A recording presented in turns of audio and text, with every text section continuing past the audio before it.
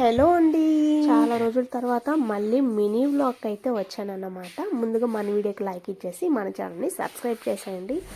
ఫుల్గా వర్షం పడుతూ ఉంది. అలాగే చట్నీ చేయకుండా ఇవాళ ఇడ్లీలోకి పొడి అయితే చేసేసాను.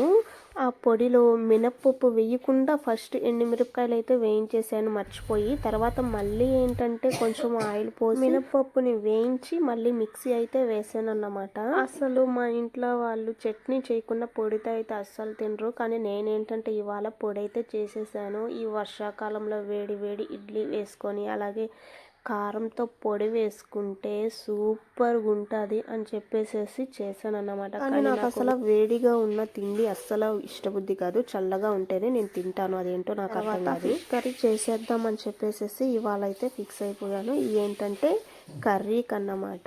ఇవి వచ్చేసేసి ఫ్రై చేసుకుందాం అని చెప్పేసి సపరేట్గా అయితే తీసి పక్కన పెట్టేశాను.